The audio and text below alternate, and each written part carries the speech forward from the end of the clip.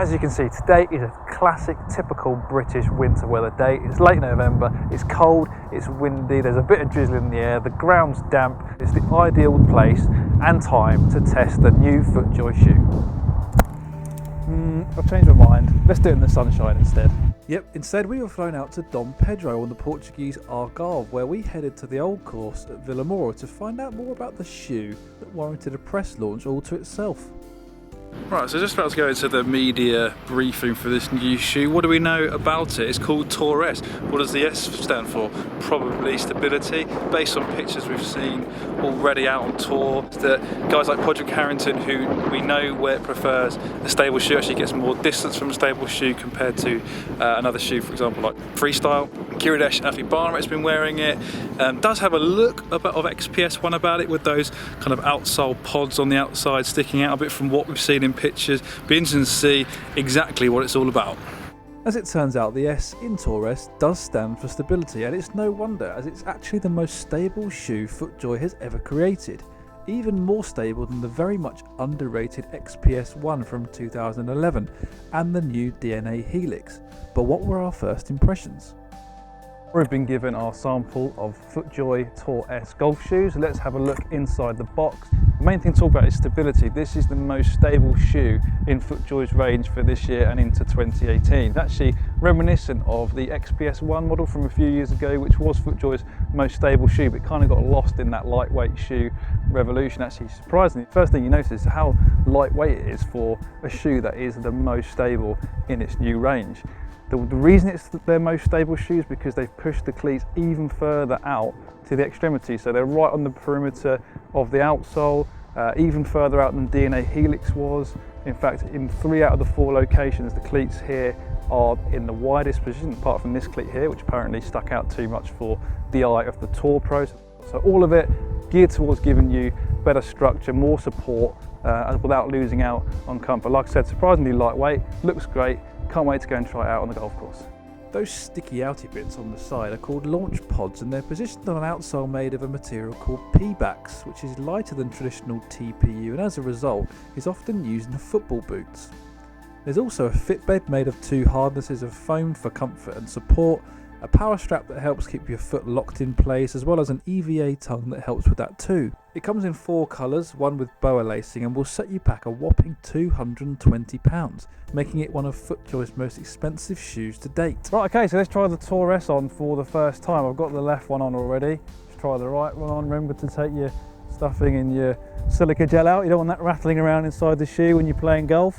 It's quite an interesting design actually. You've got where the laces come in through this plastic, actually separate to the uppers, so it's a little quirky design feature there. You've got a nice camouflage area on the tongue, which matches obviously the colourway of the shoe. It's actually very soft, very padded, very comfortable.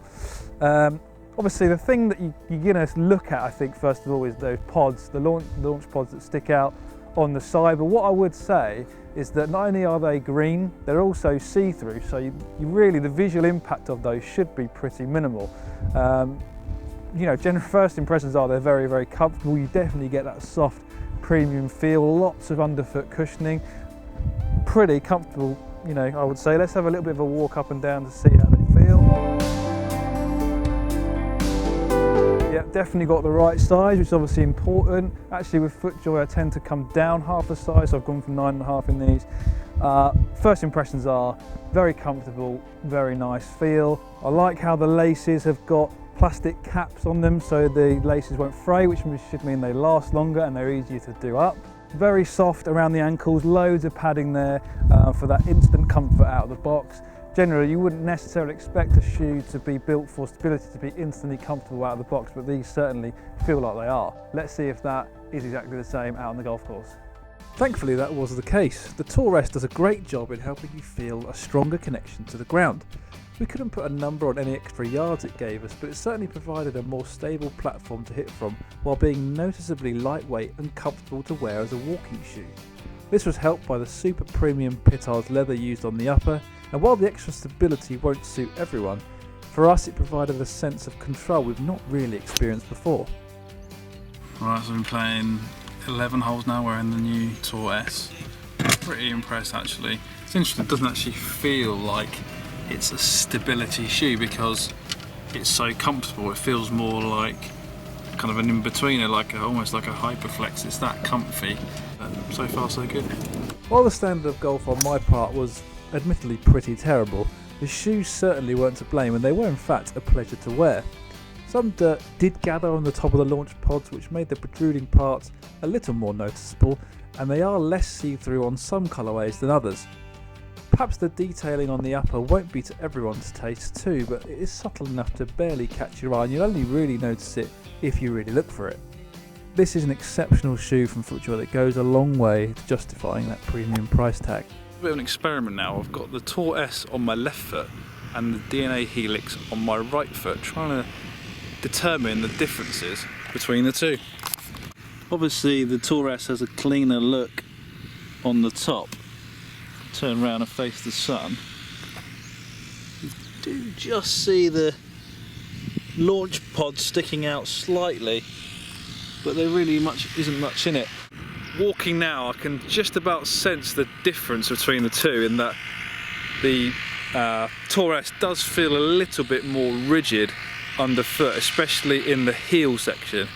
Say the DNA Helix is marginally more comfortable, perhaps a little bit more cushioning underfoot than the Tour S, but the Tour S is still really comfortable.